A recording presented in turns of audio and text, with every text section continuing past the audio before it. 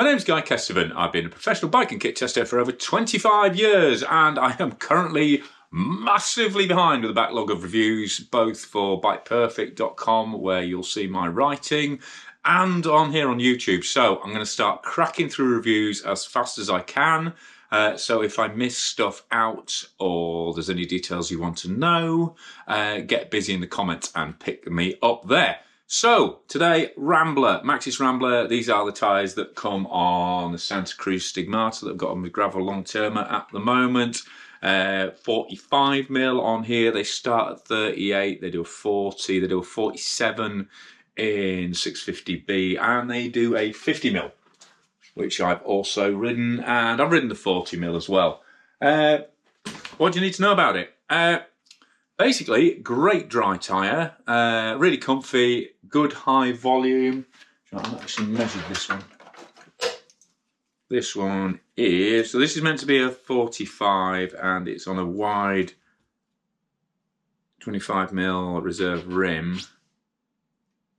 And to be fair, that's 44.7. I think we can successfully say that that's the right volume for this kind of tyre.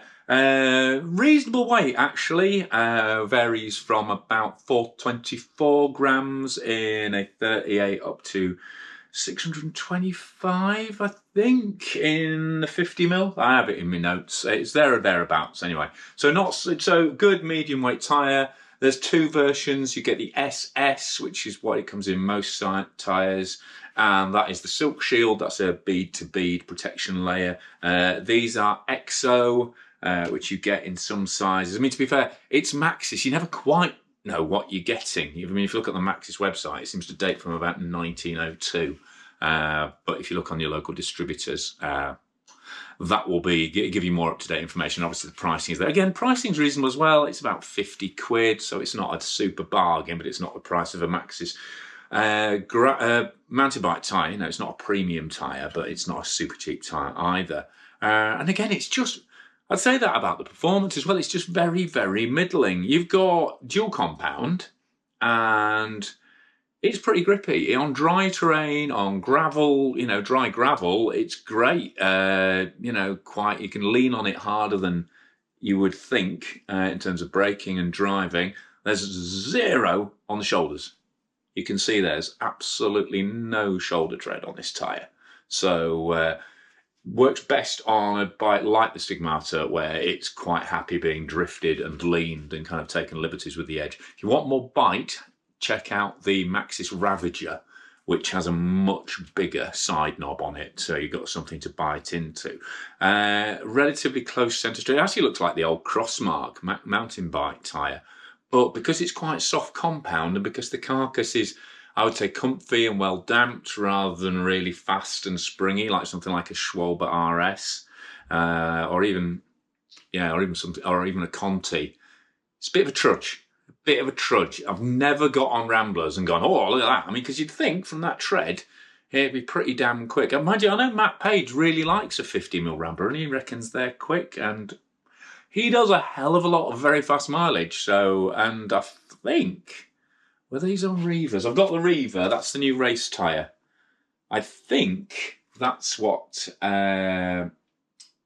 Keegan Swanson won Unbound on, but I know they were Maxxis. They might have been Ramblers, which again, it's tricky, isn't it? You say, oh, I don't think they're very fast rolling, then someone goes and wins the most prestigious gravel race on them. But yeah, I don't find them that fast rolling, but they're pretty durable, they're comfy, they're well damped, and certainly in dry conditions, if you're not in the UK or somewhere it's really boggy and filthy, then you'll probably get along with these really, really well.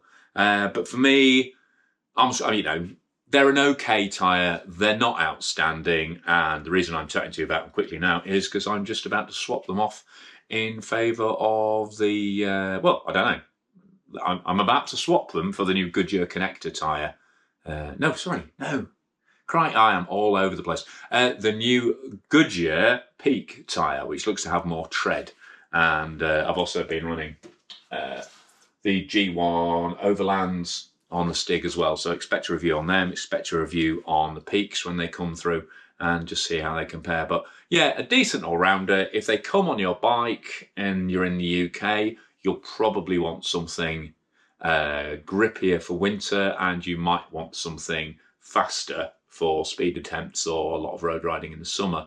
But they're certainly they probably won't let you down in most conditions during the summer. And if you live in America or Southern Europe or Northern Africa or wherever, you'll probably get along with them really, really well, actually. Although because of the softer compound, even though they're softer on the shoulders, harder in the centre, they do tend to wear relatively quickly. But yeah, apart from that, perfectly good all-rounder from Maxxis, the Rambler. And I mean, which, you know, to be fair enough, I think it's been around since 2015. So obviously being popular enough that they've kept it going for 8 years. So anyway, that's the Rambler. Please like, please subscribe.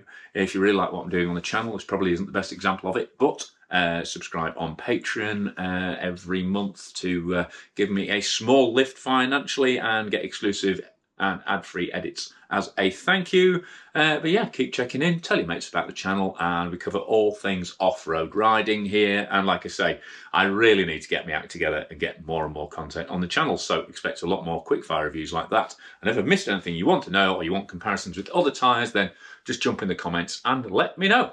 But for now, I've been Guy Kesterman on GuyKest TV, talking about the Maxxis Rambler XO in 700x45 and covering a bit on its larger and smaller brothers and its Reaver and Ravager friends.